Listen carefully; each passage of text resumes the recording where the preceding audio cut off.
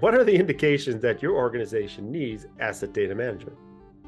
Hello, thank you for joining us. This is What Counts, a podcast created by Trailblazer Consulting. Here we highlight proven solutions developed through our experience working with companies across various industries, and we talk about how you can apply these solutions to your company. We share our experience solving information management challenges like creating and implementing a records retention schedule, creating an asset data hierarchy, or helping with email management. This is Lee, and in this episode, Maura and I will introduce asset data management, our principal consulting subject matter. Maura, we decided to start with presenting some of the indications that your organization has asset data management challenges. For instance, siloed systems. Maura, what in the world are siloed systems? You don't think that means systems that are found in a barn? Right? That's a good one. I like that. So no, just kidding, of course. When we talk about siloed systems, we mean that the data in each system is consistent unto itself. But when you try to look at a set of data from one system to another, it's very hard to match things up one-to-one. You might wonder, why do you want to match things up from two different systems? And we see this over and over again.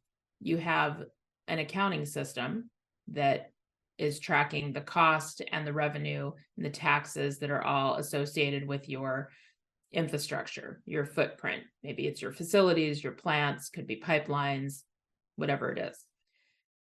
They look at your assets in one way.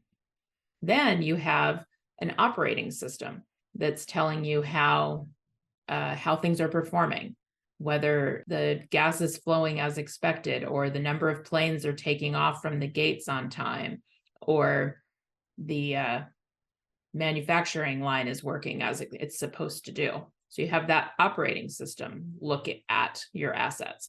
And it needs, first of all, at the very most basic piece, it's probably counting different things. It's the finance system is rolling up segments of your business so it can account for profit and loss and cost and revenue at a higher level that makes sense for reporting and trending analysis. The operating system needs to know things at a pretty granular level to make sure it all works. You have to understand where's there a breakdown, where might there be a breakdown, where do you have planned maintenance or a planned outage, and how do you account for that from an operations standpoint? That's a sort of inherent difference between the two. The other differences are ones that kind of grow up over time, which is you created both these systems separately many years ago, and you named things how it was most convenient in either system. And so the chances of getting the name exactly the same or using the same identifier and making it easy to translate from one to the other are pretty slim if you don't set out to do that deliberately. Then, if you think about how the last few episodes we talked about mergers and acquisitions and bringing in data from other companies that are merging with yours, that just compounds this problem. And infrastructure organizations go through a significant amount of merger and acquisition, divestiture, consolidation, and that type of change, especially because when we're talking about infrastructure data, we're talking about decades. This is not a quick business. This is something that grows up over time, and your systems grow up over time, and your data accumulates over time. So the way that you've organized your data, the systems that you have available to manage your data, and going at it from, okay, there's advances on the finance side. Oh no, there's advances on the operations side. Oh wait, if we're in some business, especially in the renewable space where we have a lot of technology-driven systems, and you have a huge Internet of Things network where you're actually collecting operating data on a regular basis. And I'm talking regular like every 30 seconds, not regular like every 3 weeks or every month.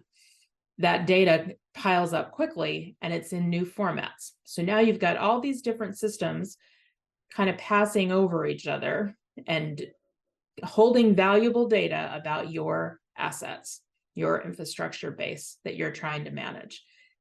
And all of those systems are valid.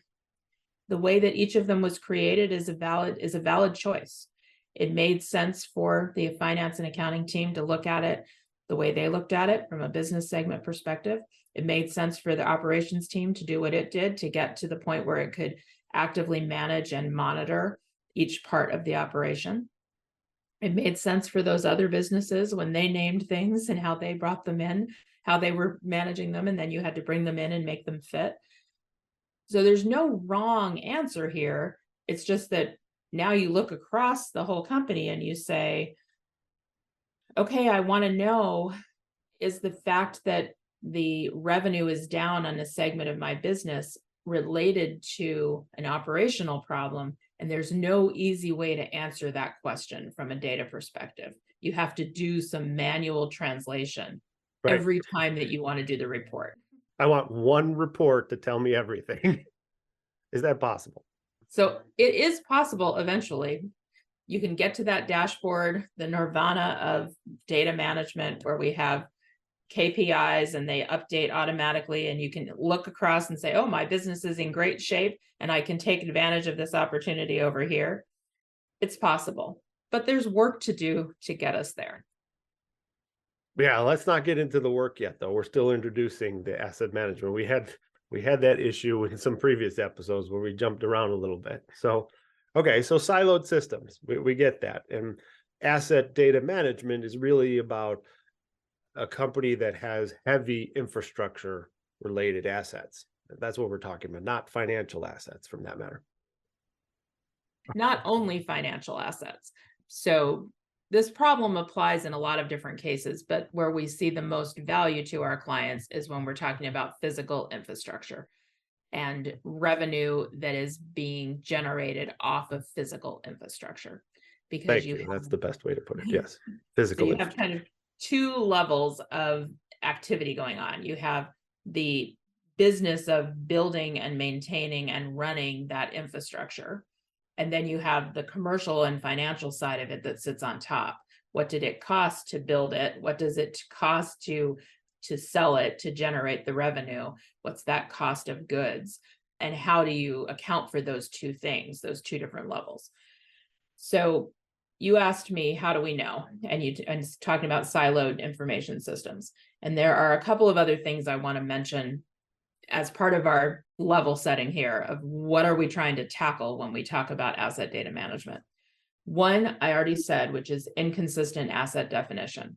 The financial side of things, the financial teams versus the operating teams versus the maintenance teams, even the construction and engineering teams might all have a different way of defining what is an asset. And again, there's no wrong answer, but you got to get everybody to agree. So you can agree on the lowest level of granularity and then agree on how do you roll up the data to the right level so that different people can take advantage of it. So we spent some time working for an airport, and we've talked about that project before. And in this situation, the maintenance and engineering team, they wanted a very low level of granularity. They needed to know where were all the parts above a certain value that they had to track, that they needed to check on, do some routine maintenance on, that they might have to do corrective actions on if something broke. And they needed to know where they were. They needed to know when they had hit their expected life, when they were out of warranty, when it was time to report on them in some regulatory way or do some routine maintenance to keep up the warranties on them. They needed to know that at a very low level. At the other end of things, you had the finance team who really didn't care about that at a low level at all, but they needed to know from a capital investment and depreciation perspective, what did their capital budget pay for and how did it live out its life? How did they do the depreciation? And when you replaced something early, what was the impact on the depreciation and that capital accounting? So it was that roll up that proved to be really important. And up until we had done that work, there was a fixed asset register that finance was working off of for tax and depreciation. And there was a very granular asset register that the maintenance and engineering team was working off of. And the only way that they could account for changes between them was a quarterly meeting where they went one by one and asked questions of each other, the finance team and the engineering team, like, is this fire door still here? And that was a pretty inefficient method. They made it work, but it was inefficient. So when we finished our project, they were actually able to produce reports that showed what were all the low-level pieces of asset that made up an entry on that fixed asset register, and they could calculate changes with data instead of just having people discuss it and come to an answer. So that's one key thing. Another one is critical asset data stored in documents. And this is especially true with infrastructure organizations that have been around for a while, because you might have everything you need to know on a detailed plan. It has the whole schematic. It has an overlay for your electrical. It has an overlay on the water piping. Every piece of information is there from an engineering perspective. And then your construction company sends you a PDF and you attach that to your asset management system. That data is not very accessible anymore.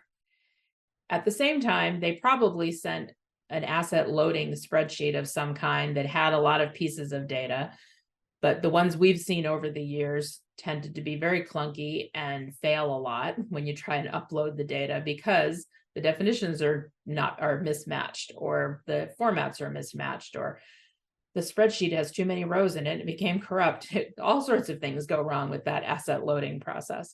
So that's another challenge, is you've got the data, but you can't use it. A lack of shared data management process across the teams. Some teams might start out and have a full set of data, but they don't maintain it.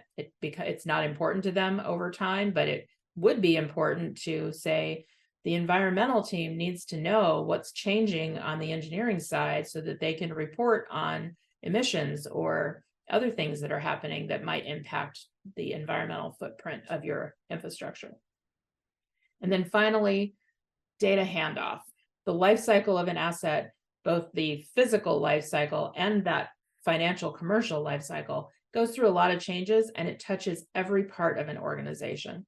And handing data off from one group to another those are the most vulnerable points for data being mistranslated, lost somehow, changed, transformed, but the documentation isn't there to tell us how it got changed. It's just in somebody's head and in a spreadsheet. So those are the key signs we look for when we go into an organization and we think, you may have an asset data management problem. Yeah, like closing a project before the final check is cashed. That would be a problem. That would be a process issue for sure. Yeah, or never closing a project. Or never. Because you never get the final as-built documents. That happens a lot out there. We've seen it a lot. So either end of that closure process is important. So I'm going to stop there for today as our level setting. And as you can probably guess, there are a lot of ways we can take this conversation, and we're going to explore some of them in upcoming episodes. So stick with us and let us know what you think and what you've encountered in the sphere of asset data management. Perfect. Yes. If you have any questions, please send us an email at info@trailblazer.us.com, or use the new contact form, because it works completely this time on www.trailblazer.us.com. Thank you for listening, and please tune in to our next episode. Also, if you like this episode, please be a champion and share it with people in your social media network. As always, we appreciate you, the listeners. A special thanks goes to Jason Blake, who created our intro music. Thanks, Lee.